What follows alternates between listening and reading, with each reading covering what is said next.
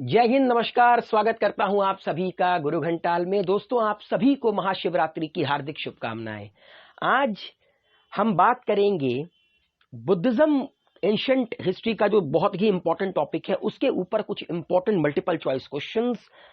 आइए अपनी नॉलेज को इनहेंस करते हैं, चेक करते हैं, शुरू करते हैं। सबसे पहला सवाल के दोस्तों कि गौतम बुद्ध का जन्म कब हुआ था? 563 बीसी में। आपको बहुत सारी एडिशनल इंफॉर्मेशन भी मिलती रहेगी कि महात्मा बुद्ध का जन्म कब हुआ था दोस्तों? 563 बीसी में।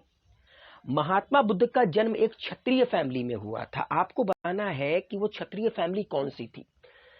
शाक्य क्षत्रिय फैमिली, कुरु क्षत्रिय फैमिली, यदुवंशी क्षत्रिय फैमिली, चंद्रवंशी क्षत्रिय फैमिली। सही उत्तर के दोस्तों, भगवान बुद्ध का जन्म हुआ था शाक्य क्षत्रिय फैमिली में। उनके जो पिता थे सुद्धोधन, वो शाक्यगढ़ के मुखिया थे।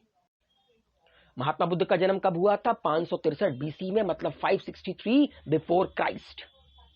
अगला सवाल के दोस्तों, भगवान बुद्ध का जन्म हुआ कहां पे?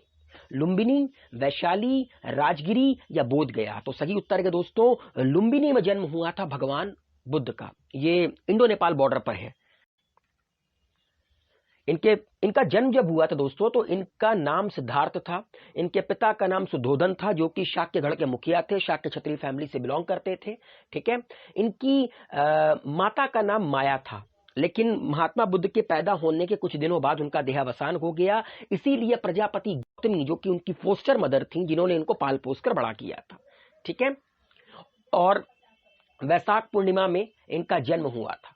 ठीक है। लुम्बिनी में नियर कपिल वस्तु इन 6th सेंचुरी, मतलब 563 बीसी बिफोर क्राइस्ट।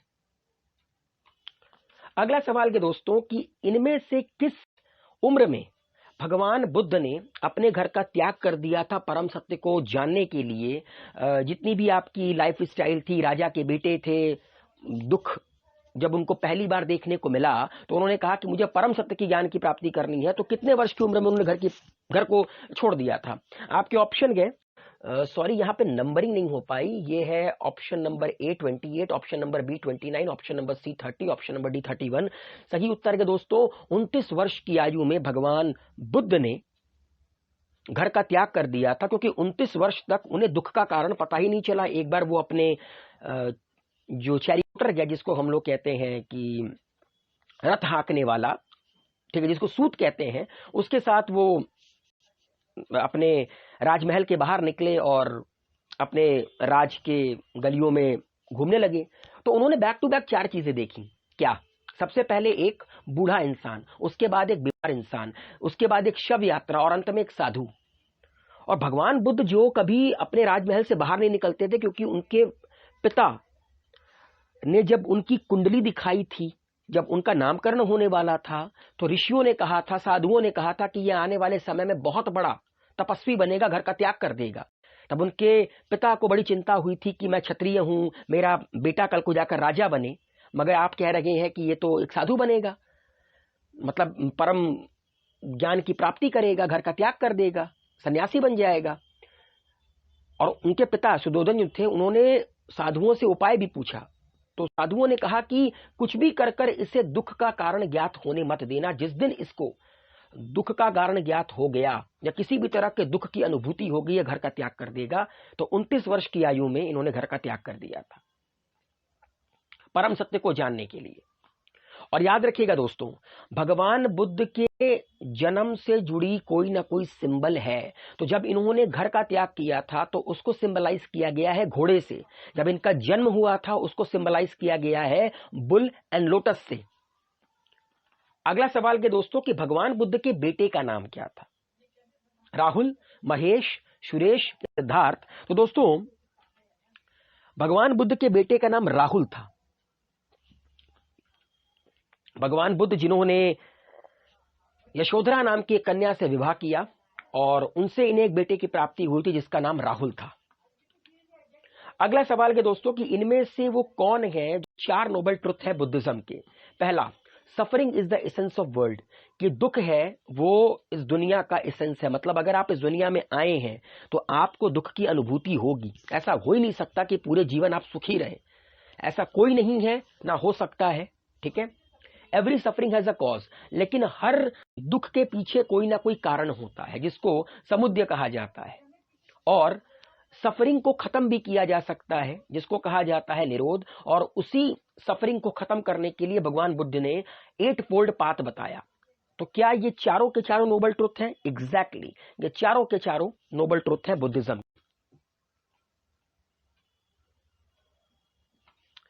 अगला सवाल के दोस्तों, इनमें से वो कौन, right speech, right understanding, right thought, इनमें से वो कौन सा पार्ट है 8 फोल्ड पाथ ऑफ बुद्धिज्म? जैसा कि आप लोगों ने पढ़ा, 4 नोबल ट्रुथ में एक नोबल ट्रुथ ये भी है कि 8 मार्ग इन्होंने बताए हैं, अष्टांग मार्ग इन्होंने बताए हैं। किसके लिए अष्टांग मार्ग इन्होंने बताए? दुख को दूर करने के लिए। तो राइट स्पीच,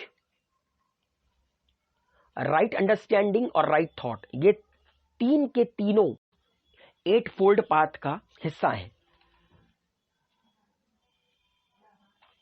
अगला सवाल के दोस्तों, कहां पर भगवान बुद्ध ने अपना सबसे पहला स्पीच दिया था, सरमन दिया था?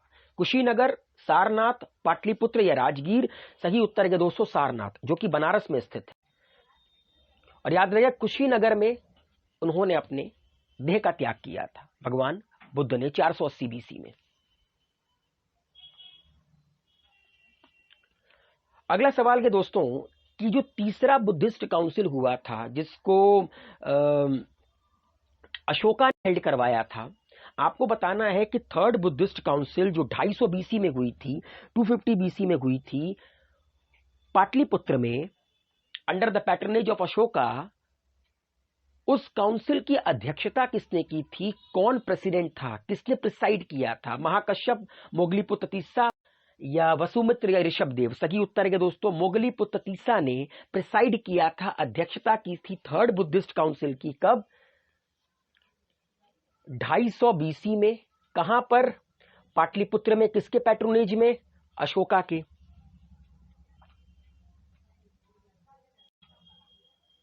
अब बढ़ते हैं आगे की तरफ दोस्तों। अगला सवाल यह है कि पहला बुद्धिस्ट काउंसिल कहां पर हुआ था? तो दोस्तों 483 बीसी में पहला बुद्धिस्ट काउंसिल हुआ था राजगीर में। राजगीर आप लोग बिहार में सुनते होंगे। राजगीर में पहला बुद्धिस्ट काउंसिल कब हुआ था? 483 बीसी में। अगला सवाल के दोस्तों कि पहले बुद्धिस्ट काउंसिल जिसका पैट्रोनेज किसके पैट्रोनेज में हुआ था? कमेंट बॉक्स में लिखकर बताइए कि पहला बुद्धिस्ट काउंसिल इसको करवाया किसने था? जैसे तीसरे को करवाया था अशोका ने पाटलिपुत्र में, under the presidentship of what? Moggaliputra तीसरा। उसी तरह जो पहली बुद्धिस्ट काउंसिल है वो 483 बीसी में कहां पे हुई थी? राजगीर में। प्रेसिडेंट कौन था? प्रेसिडेंट था महाकश्यप। लेकिन आपको बताना है किसके पैट्रोनेज में वो जो फर्स्ट बुद्धिस्ट काउंसिल है उसको हेल्ड किया गया था। और याद रखिएगा, इसी बुद्धिस्ट काउंसिल में त्रिपिटक को कंपेल्ड किया गया था। मतलब सूत्र पिटक, विनय पिटक, अभिदंभ पिटक, इसको कंपाइल कर त्रिपिटक नाम दिया गया था, जो कि होली बुक है बुद्धिज्म की। गौतम बुद्ध को एनलाइटेनमेंट की प्राप्ति किस उम्र में हुई थी? बोधि ट्री के नीचे बोध गया में। 25, 26, 35 या 40? सही उत्तर के दोस्तों 35। घर छोड़ने के 6 साल बाद उन्हें ज्ञान की प्राप्ति हुई। ठीक है, एनलाइटेनमेंट की प्राप्ति हुई, जिसको सिंबलाइज किया गया है बोधि ट्री से। अगला सवाल के दोस्तों कि बुद्धा का मतलब क्या होता है? बुद्ध ये जो वर्ड इस्तेमाल करते हैं उसका लिटरल मीनिंग क्या है? Awaken one, the enlightenment one, सन्यासी, बोथ ए एंड बी। सही उत्तर के दोस्तों awaken one, the enlightenment one, enlightenment one, ये दोनों के दोनों क्या है? बुद्ध का मतलब है। अगला सवाल यह है कि सेकंड बुद्धिस्ट काउंसिल कहां पर हेल्ड किया गया था? तो सेकंड बुद्धिस्ट काउंसिल 383 बीसी में वैशाली नामक स्थान जो कि बिहार में है वहां पर हेल्ड किया गया था। तो दोस्तों अगर देखा जाए तो शुरुआत के 3 बुद्धिस्ट काउंसिल बिहार में हुए। ठीक है, पहला कहां पर? राजगीर, दूसरा वैशाली, तीसरा पाटलिपुत्र, और ये तीनों के तीनों कहां पर गए? बिहार में। पहला 483 बीसी, दूसरा 383 बीसी, तीसरा 250 बीसी। ठीक है, अच्छा, आप लोग को बता देना चाहता हूं कि तीसरा बुद्धिस्ट काउंसिल अशोका ने अपने अंडर पैट्रनेज करवाया था, हेल्ड करवाया था। सेकंड बुद्धिस्ट काउंसिल को कालाशोक ने हेल्ड करवाया था। ठीक है, पहले वाले का मैंने आप लोगों से पूछा है। अगला सवाल यह है कि सेकंड बुद्धिस्ट काउंसिल का प्रेसिडेंट कौन था जो 383 बीसी में कालाशोक ने करवाया था? महाकश्यप, मोगलीपुत्र तीसरा, सबाकामी या ऋषभदेव? सही उत्तर के दोस्तों सबाकामी। ठीक है, तो पहले वाले का कौन था?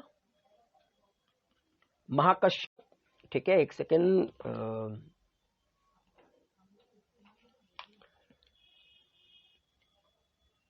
First one Mahakashyap, third one Sabakam Moggaliputra तीसरा एंड सबाकामी सेकेंड वन। ठीक है,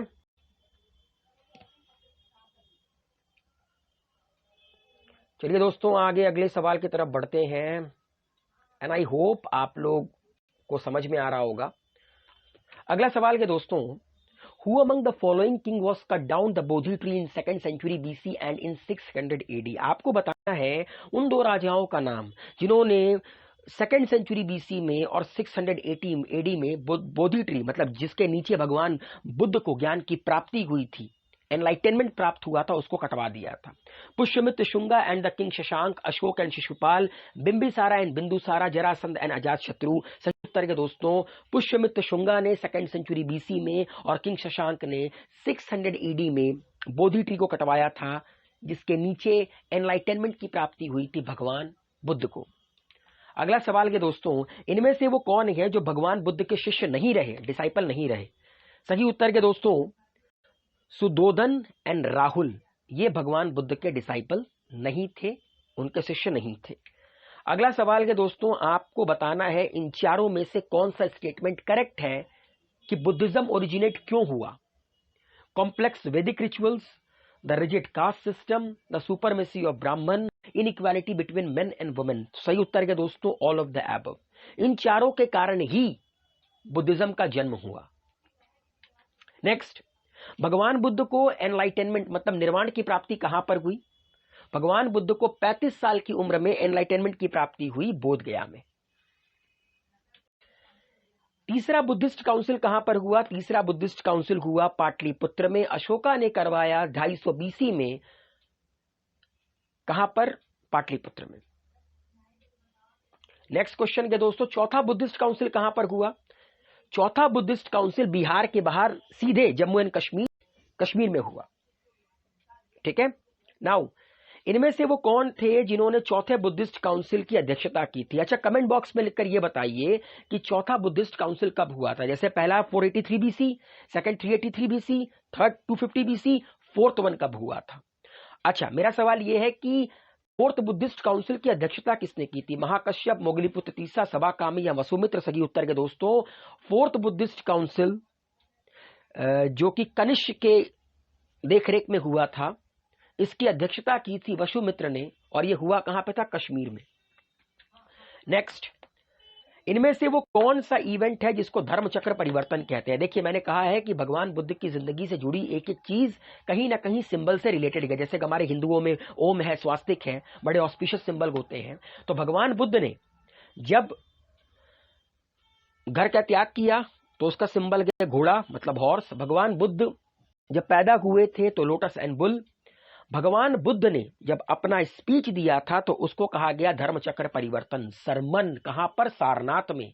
ठीक है, और जब उन्हें ज्ञान की प्राप्ति हुई थी, ठीक है, उसको बोधि ट्री से सिंबलाइज किया जाता है। अगला सवाल के दोस्तों, महापरिनिर्वाण का मतलब क्या होता है? रिनंसिएशन, अल्टीमेट नॉलेज, एनलाइटेनमेंट या डेथ? तो सही उत्तर के दोस्तों महापरिनिर्वाण का मतलब होता है कि अपने देह का त्याग कर देना, क्योंकि जब हम शरीर में रहते हैं तो कहीं ना कहीं हमारी एक लिमिट होती है। निर्वाण हम प्राप्त कर सकते हैं, लेकिन महापरिनिर्वाण प्राप्त करने के लिए इस नश्वर शरीर को छोड़ना पड़ता है। 483 बीसी में नहीं, कमेंट बॉक्स में लिखकर बताइए कि कब भगवान बुद्ध ने महापरिनिर्वाण को प्राप्त किया था। चलिए मैंने बता ही दिया, 483 बीसी में। कहां पर? कुशीनगर, उत्तर प्रदेश में, गोरखपुर के पास है ये। अगला सवाल के दोस्तों, इनमें से वो कौन सा 8 फोल्ड पाथ नहीं है बुद्धिज्म का? Right love, right speech, right action, right thought. तो दोस्तों right love is not the 8 fold path of the Buddhism. And अगर मैं आप लोगों को बताऊं तो वो 8 फोल्ड पाथ कौन कौन से हैं, क्योंकि 4 नोबल ट्रुथ तो हम लोग पढ़ लिए। Right understanding, right thought, right speech, right action, right livelihood, right effort, right mindfulness and right concentration. ये 8 फोल्ड पाथ हैं अगर आपको दुखों से अपने आप को दूर करना है। इसके अलावा तप करना बहुत जरूरी है अगर आपको अपने आप को जानना है तो। अगला सवाल है दोस्तों कि भगवान बुद्ध का वेदों के प्रति क्या सोच थी?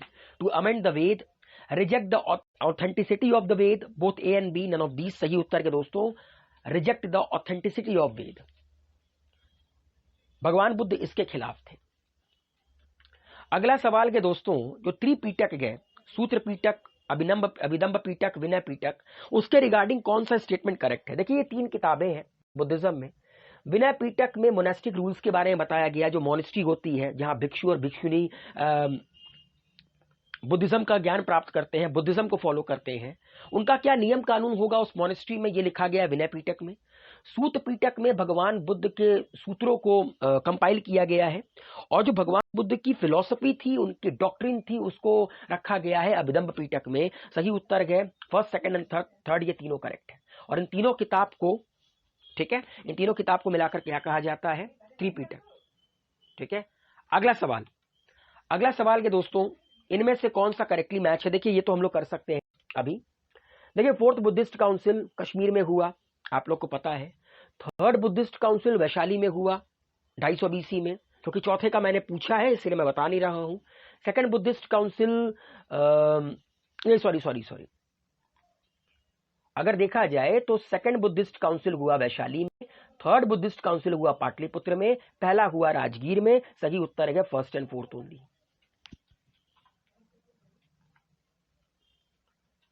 अगला सवाल के दोस्तों, देख आपको बताना है कि कौन सा करेक्टली पेयर्ड है। तो देखो दोस्तों, पहला, दूसरा, तीसरा तो मैं कई बार इस वीडियो में बता चुका हूं कि पहला हुआ 483 BC में, दूसरा 383 BC में, थर्ड 250 BC में, 74-72 AD में हुआ, करेक्ट है। चलिए आप लोगों का एक सवाल और हल हो गया। 72nd AD में हुआ था 4th Buddhist council. 3rd Buddhist council के चेयरमैन कौन थे? मोगलीपुत्र तीसरा, जिसको कि करवाया था अशोक ने। अगला सवाल के दोस्तों, महायान जो बुद्धिज्म है उसके रिगार्डिंग कौन सा स्टेटमेंट करेक्ट है? आपको पता है ना महायान एंड हीनायान। तो worship Buddha in idol form, language Sanskrit, believe that Buddha will born again. तो दोस्तों ये तीनों स्टेटमेंट करेक्ट है। जो महायान है, ठीक है, जो ग्रेटर व्हीकल है, जिनको ग्रेटर व्हीकल भी कहा जाता है, वो भगवान बुद्ध के मूर्ति की पूजा करते हैं। उनकी लैंग्वेज संस्कृत है, मतलब उनके जितने भी आपके ग्रंथ हैं, और इनका मानना है कि भगवान बुद्ध दोबारा पैदा होंगे। अगला सवाल के दोस्तों, हीनायाम बुद्धिज्म के रिगार्डिंग कौन सा स्टेटमेंट करेक्ट है? Literally means greater vehicle, did not believe in idol worship, Buddha was an intellectual not a god, language Pali language. सही उत्तर है दोस्तों 2nd, 3rd and 4th, sorry 2nd, 3rd and 4th, क्योंकि greater vehicle इनको कहा जाता है लेसर व्हीकल। अगर ये लेसर व्हीकल होता तो ये करेक्ट होता। तो हीनायान जो बुद्धिज्म है, इनका बिलीफ है, ये आइडल वर्शिप में बिलीव नहीं करते, ये मूर्ति पूजा में बिलीव नहीं करते, जैसे हमारे यहाँ हिंदुओं में आर्य समाज है। ठीक है। Buddha was an intellectual not a God. ठीक है। इनका मानना है कि भगवान बुद्ध इंटेलेक्चुअल थे, भगवान नहीं थे। ठीक है, इनका मानना है कि भगवान बुद्ध इंटेलेक्चुअल थे, गॉड नहीं थे। जैसे महायान बुद्धिज्म मानती है कि भगवान बुद्ध गॉड थे, दोबारा जन्म लेंगे। इनका मानना है नहीं, भगवान बुद्ध गॉड नहीं थे, बल्कि उन्होंने तप कर ज्ञान की प्राप्ति की थी। हाँ, ये फिलॉसफी दोनों मानते हैं, लेकिन एक भगवान नहीं मानते, एक भगवान मानते हैं। इनकी लैंग्वेज क्या है? पाली लैंग्वेज है। सही उत्तर है दोस्तों 2nd, 3rd and 4th।